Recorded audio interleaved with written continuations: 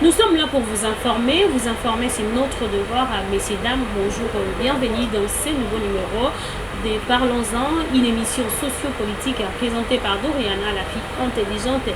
Merci à Moïse derrière la caméra et à vous, chers abonnés de Séance du Congo. Nous devons toujours vous informer. C'est notre devoir de connaître Kosola Nabino Maï, Matalimbo Canabiso, actualité à Kosola. Les alliés belés à travers cette émission, messieurs, dames, de Kosola,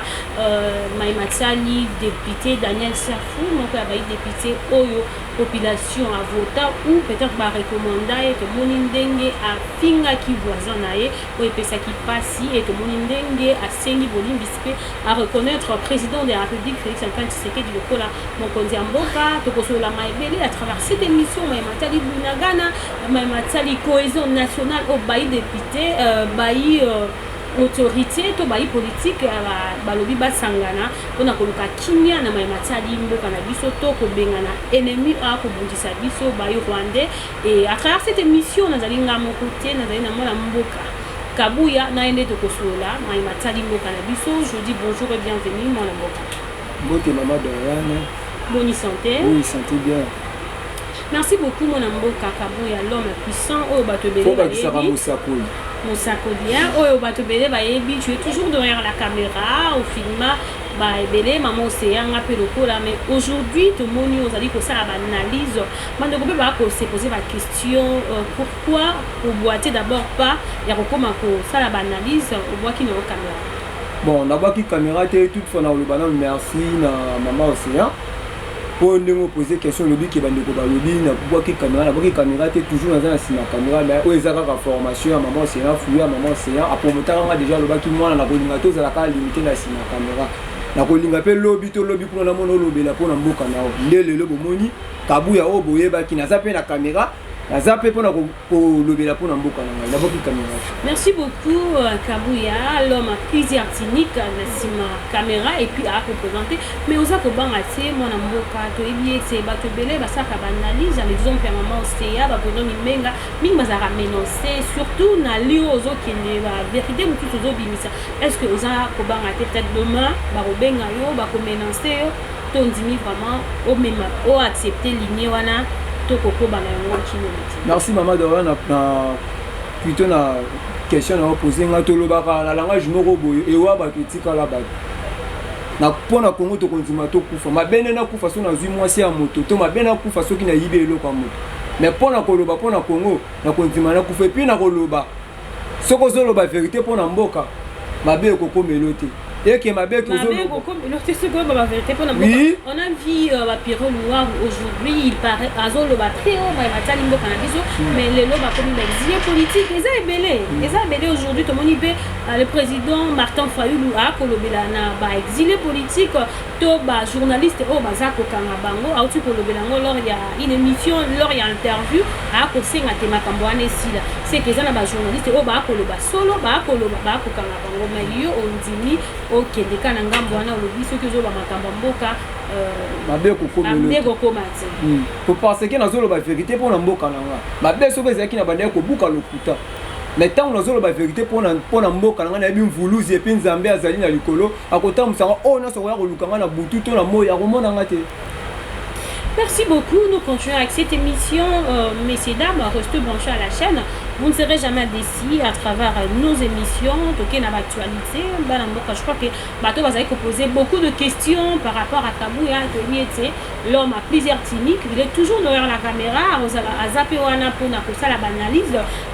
Matalimbo Canabiso, Péalobi, Azobangate, parce que sécurité interne Isali, Nangambonae. Comme on a qui député Daniel Safou, Azali,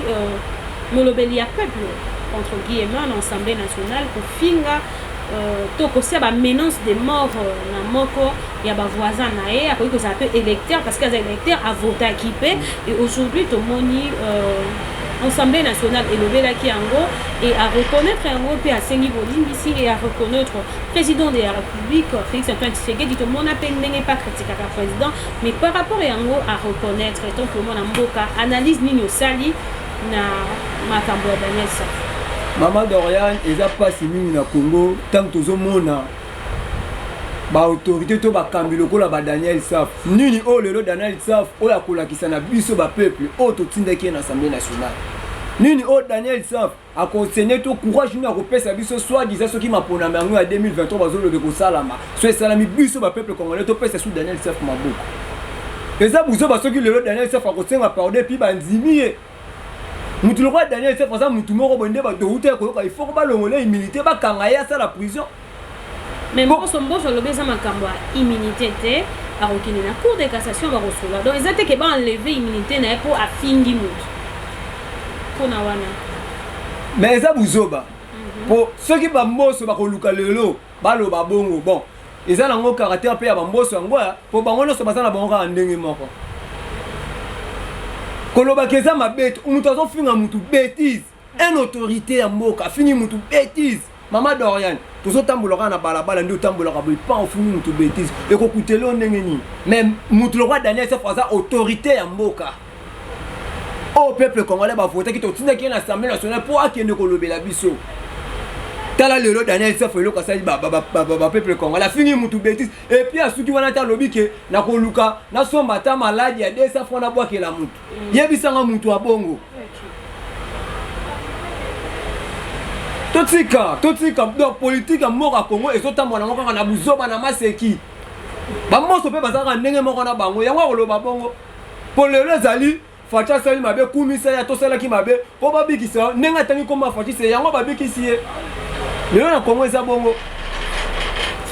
Merci beaucoup mon Mboka, on continue avec cette émission. Bande Koba côté la biso commenter et partager l'émission. Vous ne serez jamais aussi dans la mission na biso bande Koba côté la paix surtout que commenter mukie na ma batali va député biso net votaki va député boza ko représenter biso dans l'Assemblée nationale biso net vota bino ceux qui étaient va recommander yo ils a pour un objectif c'est-à-dire que aux représenter plateau zoa quitter mais batinda que c'est-à-dire tu représentes population congolaise et ça la passe nous avons vu comment ba député ba réagissait qui pour nango balobi il faut ba sanctionner mettre mon ligne de Kabimi à Sengi Bolimbi ici tout ça la suite parce que ceux qui a Sengi Bolimbi ici publiquement ba accorder à 8 mois punition té lobby député mususu a kofinga et puis ba osala bongo kozala na ngara izala bongo valeur ya peuple zo e bananti to dit que peuple azo souffrir député nyonso et sengeli asala musala na éviter loi nini Daniel Safou a voté pour l'intérêt à peuple, mais pour finir facile. Et puis, le colon n'a pas menace à mort. Moi, je me pose des questions. Daniel Safou a sengi pardon, oui. Et bon, bah, menace à mort, ou à Salaki Moutouana. Wana est longwe. Et à tia maladie, à l'objet, on compte en allant, on a repété. C'est-à-dire que ceux qui ont autorité, dans Mboko, aux anos gangs, aux anos oya et aux salanions, aux ça passe. Et la population, ont souffrir. Chaque jour, tout le monde est développé, rien n'est pas tondi. C'est-à-dire, ceux qui pensent et ça leur que bon bêtis 5 000, bah 5 000, mon ils sont de bêtis, t'as 10 000, 10 000, 10 000, tu reçois ta 4 couche à population inquiète. Mais bon, au grand nabino et ça vraiment ça fait mal et puis maman. On va mettre ça là pas si vraiment de Kabu à ton peso maloba, mais surtout la maman. Même si Daniel Safou en a type, ceux qui attendent là qui a commis à bas niveau moi ouais. C'est que peut-être maman n'aime t'attendre ici. Au moins, on a 100%, il y a population congolaise. Bateau pour travailler. Et ça ma femme ménagère. Et ça ma maman a bazoté comme mal. Ce sont des femmes. Oui, maman. Mais ça les athées. Ba maman wana oh ya finga qui ce qui bundu ya maman. Ya maman là. Hein? Ce sont des femmes qui ça. Ba bimi c'est ba député. Vous voyez? Si na niveau on a respect à femme et athées. Même si ça sengi pardon, nga qui a na sengi ba maman pardon. Parce qu'à finga même maman là. Ce qui fait mal, vraiment, ça fait mal le comportement, il y a des députés, il y a des autorités. Donc, voilà, je le dis, il y a des Zarko, en prison, il y a des députés. C'est-à-dire, il y a des députés, il y a des honorables. Il y a des Daniel Safou, pas honorable. Maman Dorian, na katu malobate na lobby, toke non l'Assemblée nationale. Ceux qui va député baza ça. Est-ce que c'est 100% il y a des députés dans l'Assemblée nationale? Ils ont au peuple à voter qui? Est-ce que c'est 100%? Il y a des députés, il y a majorité dans l'Assemblée nationale. Et ça, au peuple au voter qui? Tous les députés ont nommé pour l'intérêt de Félix Tshisekedi. Ceux qui mosso à reçoit les devants pour limiter Daniel Saf. c'est que le lopé lobby to bana Assemblée nationale moi c'est pas refinga bêtise ya maman député moko pour to komi comment déjà moi soit comme menacer ba député ce qui le lopé moi soit a meki ko kolim ça ndiko Daniel Saf a refinga peu maman to pesa net exemple au moment été maman Geneviève leur intervention ça qui moi si on le bana mboso o koloba na bonté pourquoi il faut retirer parole na yo naza moi si a mutu pe naza maman pour dire que soit qui dans l'Assemblée nationale wana ba député wana baza ko manquer respect na ba maman ebele même leur émission vraiment ça nazaki na vidéo wana ko kai ko balancer tout le monde dit maman Geneviève azui maloba azoye bisa na président et Assemblée nationale retirer maloba tina niveau wana ça fait mal continuer na onde ko kabuya azara moi complément maman Dorian eza passe na Congo au moins il faut tiner ya biso ba peuple congolais pourquoi tant que tozomona ba makambo bezola que ba député ba lingi ba peuple ba lingi biso te ou ba politicien ba ngona so ba lingi biso na bito so musu kolanda lisolo ya mwana papa Molière OK ndeko na biso junior on malemba oyoki lisolo esalami kuna na mboka oyo na nini awa na Kimbantseke peuple oyo ba vota kiyo ba pesa kiyo maboko okomi lelo place ozali est-ce que pour na kokabela peuple wana eloko na maboko bo il faut boka ngoko boka tala lelo batu ba perdre ba vie na bango OK est-ce que ba député wana baza na souci sur ba peuple na oké uti ko simel comment c'est très important est-ce que député ni depuis ba komi ko tellement na Assemblée nationale député ni déjà loba eloko mo pour l'intérêt na biso ba peuple congolais député ni bango so ba biso bango 21 millions pour la bino ba tomoli misap boko so ba jip ba palissade ba tomoli musap mais pour l'intérêt peuple nan déjà loba à l'équipe bosso lobi que pour le peuple tomoni social les peuple ont souffrir courant zate nan ngana depuis to bandi ko tambola banda tongo ti to la mukaki place du derrière to couter na courant est-ce que l'Assemblée nationale so yoki député lobeli likamwana mais ceux qui va moni peuple à tel mi to marché pour na 21 millions ba bimi na ba maman makambo Daniel Saf ezo ndeti nga bo eskize nga bandeko botela biso nga pona nga Daniel Saf za dinte OK pona ngai mutu lokwa Daniel Saf eza ba mo na pona na kanda na ba mo musu na ko bimisa pona Daniel Saf eza TV na na maîtrise pona bi que so lelo na lobby e ko koma o mena ko banga eloko te na mo sakoli moni ona ota mwana ngo buku pona bi basango bozali ba mamelo bozali ba tatelo bozali nga na mo sakoli na lobaki buku oyo na zana ba vérité tout politicien za na kati awa oh nyoso so lia na peuple congolais ko to azo tengama ba vérité na bi 2023 bolumba ba politicien ba so kosa ba peuple ko yeba na za ba vérité ya Daniel Saf déjà bimi OK misu za na kati awa buku bozo mona oh na za ba vérité ba politicien congolais beleza awa na kati yango na mibengi mikolo oyo tango so benga nga kabuya benga ke kabuya mosakoli OK merci beaucoup Kabuya Monsakoli nous continuons avec cette émission bah les bonnes choses on ne dirait pas toujours qu'il y a des malem qui intervention et mon amboka et ça on ça pas si voilà pourquoi nous avons commenté tous 8 mois temps parce que ça fait mal parce que biso ne totina kibino et par ya population tout le monde a bien aboka bolikutu ya mbongo na wetali budget bino bozwaka kaka ebele population aza na part ya malonga te na esaleli ya makambo esuka wana te ekomi na bansilte ekomi na bamort d'homme parce que vous gagnez beaucoup mbongo ya Congo ezali pays riche mais bapopulation bakovivre pa pauvreté na niveau moko voilà pourquoi to akulu na impunicité nyonso ezomata mais bayi autorité bakomona te tozokende na biso malembe parlons na matiali sécurité ya mboka na biso pamsu babi félicitations na président Fachi Beton pour na avion de chasse ya guerre et yaki voilà situation film Rambo voilà yo bénéfice moi situation sécuritaire ya mboka na biso to moni pe Neko Martin Fayulu azali président ya SID alobi makambo ya unité nationale c'est-à-dire akobenga ba politiciens so basanga tout le monde est président de la République à l'Obaki Ango, les 13 déjà, de Martin Fayulu à Koya, et tant que mon amboka, Nanyo Sowana, ma qualité, Zani Pasco, pour qu'on ait merci maman Dorian, on a reçu maintenant nous le message général on ça beaucoup plus na président Eli Martin Fayulu. Président Eli Martin Fayulu. Ceux qui le biso, ma peuple congolais to comme un risque. Ceux qui le bande ko belé,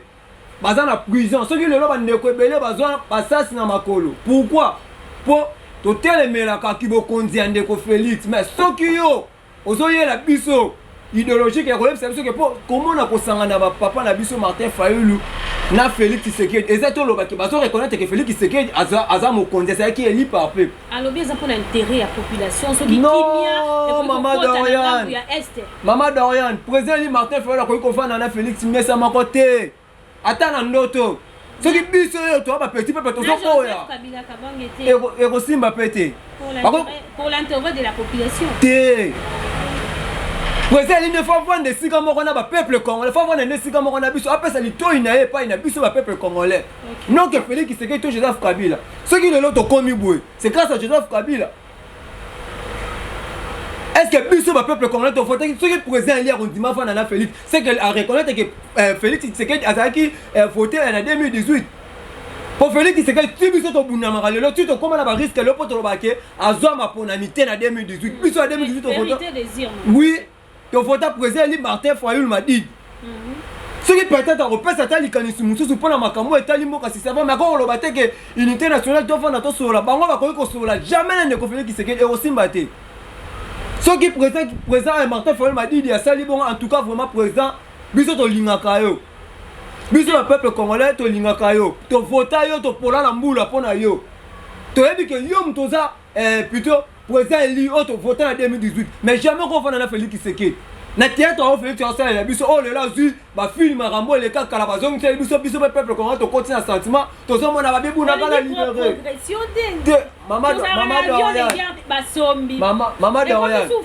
Mama Dorian biso toza na posa moko ekeye liboso omoni ezosala mpasi soki olali olamuki oyoki babibunaka na lelo ti loba ezaka na maboko ya M23 ezosala mpasi ezosala esengo te mais tant tozomona bamakambo mosusu ya boye fo toluka toloba eloko nini ke elakisa bavian oyo tozomona wana ezosalama na bunagana nini ezolakisa tomoni bazwi documentaire moko boye eleka kala basoda balali na mabele baobeta mastation mpe ya soso mpe ya lokuta bakosi biso balobi wana bunagana mama yo mona mastation ezobetama moto afilme na telefone lokuta masasi yango tozoyoka yango na monoko to ndenge nini masasi ezobetama tomoni soda toki efilme na telefone awa moni ta bango ba M23 bazokima biso tobotoli bunaka est-ce que makambo wana eza makambo so na France TV5 soki na bosanité tomoni vraiment journaliste akiti na Rwanda akoexpliquer lolenge bavion de guerre eketi na Rwanda e bayo rwandais balobi ezali tentative au RDC quotidien vient na bango sans aucune autorisation na nyonso wana mpona yo ezara Mama Dorian eza bavanti oyo gouvernement oyo ezosalela biso mponga na ndima ke biso bakongolais tozotake Rwanda il faut namona nanu Robert Rwalongwa awa na Congo il faut namona député oyo babengaka soki Moïse Nyarugabwe alongwa awa na Congo il faut namona biso na Rwanda babike balongoli soi-disant soki Karega alongwe awa kei biso mpe na Rwanda fo tomona ambassade ya Rwanda ekangama mais yo yebi te ambassade ya Rwanda ti lelo ezosala babike Karega kei Karega aza na Brazza vraie vérité na oyebi so Karega aza na Brazza azoza information nyonso ezoleka awa a partir ba opesa ya partir ya Brazza omona ngo te ke za bafanti Mama Dorian batika kokosa biso peuple congolais nyonso oyo azosepela makambo azomona ke Bunagana eza libéré peuple tokosutuka na yebi si bino na biba M23 déjà bakomi kobene ya malembe lelo tolobi tozoka bakozwa plutôt nini Goma eza bafanti baosala so ntango bamoni ke bato babimi bamarché mpona makambo ya Bunagana nde théâtre oyo yo moto azobunda bituma masasi ezobetama yo ozofilme ozokima boye est ce que yebisanga est ce que wana eza bituma to eza bafanti batika kokosa biso eza théâtre mpo na ngai nazobenga yango filme makambo eza bafanti. Merci beaucoup. Tozokende malembe na suka émission na biso toyebi ete le crase ndeko Martin Fayulu akoya kotambola tomoni thème oyo batie balobi 48 heures esengeli Kagame atika Bunagana sali ba M23 ba libéré yango wana ezali botamboleli ya président Martin Fayulu na population baye kozwa mettons barotambola balobi koya na ye barotambola un peu partout bisika nyonso ba Rwandais baza barokende mpona kobenga na ba Rwandais donc yo mwana mboka tokoni na suka bakoki kobakisa nini na likanisi balobi atiki nyonso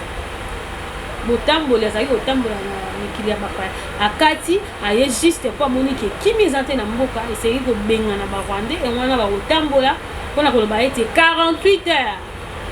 bakende. Merci Mama Dorian. Na uti ya koloba na émission mon analyse ki ngamo ko na lobaki président Eli na boye ina na Congo. Ndenge uti koloba balobi akati tourner na ino sa bana ko sala en Europe na Amérique. boye ine ya na Congo aye pona kobunda pona mboka ngape na lobaki président Eli koya na yo na Congo koya na idéologie te que ne bozo lobaki boye unité nationale bo fanda bo sur la terre oh bino bolobi obi ke tozo ya poto benga na karega esa na mape bongo esa la te que Kagame plutôt boye après bo baluki bo komi o te to luka to sangana to sala boye te président Eli yo zalaki Eli massivement na 2018 biso ba peuple congolais to votaki yo yo koluka kofanda esika moko na mese Kisekedi te kofanda esoli ya sani moko na ye te ntango ozoya yaka telemisa peuple congolais nalobaki na bi tokoluka mokonzi na 2023 na maponami te tokozwa bokonzi na 2023 biso moko ba peuple congolais tokomema mokonzi na biso na mapeka ine ti palais du peuple totie ye tobi mokonzi ya kodirige biso na 2023 ye est-ce que l'élection kozala nde okomonela makambo mama Dorian nakomona bamakambo deja comme ba unité nationale po ndeko Félix nakomona makambo asali déjà boye na lokuto bazokosa biso ke bunaka eza libéré eza ke pa ben ata ya maponami po maponami esala matete alors biso déjà toyebisaki déjà bien avant tolobi maponami ou maponami te Félix Tshisekedi mokonzi na 2023 na Congo te ata yo ndenge oza na soko olali oloti 2023 Félix Tshisekedi mokonzi lamuka sambela sala lokola omoni ndoki azofino na kingo mwana mboka tokomi na suka moi liloba na bandeko bakozwa libaka akotala liloba na nga merci na tout peuple congolais oyo kolanda émission oyo ezalaki bongo ya bino kabuya oyo naomi benga mikolo oyo mosakoli pourquoi naomi benga mosakoli alobaki avant tokota 2023 ba vérité ya tout politicien oyo azolia na peuple azokosa peuple ekomonana na miso tomoni deye ya Daniel Saf akosa biso ya kotambola makolo ngulu na tous les karaté po akosa biso tomona kwake alingaka peuple lokuta luvundu peuple congolais tosimala loboko na loboko totelema tolonga na sima ba politicien toyoki bango babi bazoluka basangana toyebi te est-ce que kosangana bazosangana eza intérêt na biso ba peuple ou eza intérêt na bango moko tosangana tozabundela mboka na biso article 64 po tozwa solution ya Congo ezosengaka article 64 fo esalama na Congo non élection ya maponami non élection président Ali Martin Fayulu message on a lancé epa na yo ozoya le 13 dimanche nalobaki yaka telemisa peuple congolais kolalisa biso pongi ya babebe te komema biso te ke oyo tosangana toyokana te tokoyokana na Félix Tshisekedi te toyebi eloko nini baoprépare makambo baosala wana na bunaka na eza lokuta baokosa toyebi eloko nini oyo baoprépare na Kagame mpo na sese ya makambo oyo tozomona makambo babunaka na mamadi wana komi na ngai na suka na okata na ngai bazokende koyokana baokende na ngola azotinda bato nde mpo bakende kokutana basola na ndeko Kagame peuple congolais totelema ntango oyo eza lisusu tante ke ya koluka ke oyo na batama na nsima politicien moko te telema abundela mboka na yo tolonga na nsima bapoliticien ntango tozosufri biso tozosufri bapoliticien bato bazosufri te bango baza bien na bana na bango soki otuni tous les politiciens bana nde baza na poto me ngai na yo. Merci beaucoup, mon Mboka, d'avoir accepté notre invitation. Nous sommes arrivés à la fin de cette émission. Messieurs, dames, restez branchés à la chaîne Océan du Congo. Vous ne serez jamais déçus à travers nos émissions. Abonnez-vous massivement, partagez l'émission. Et je vous dis au revoir et à la prochaine. Bye.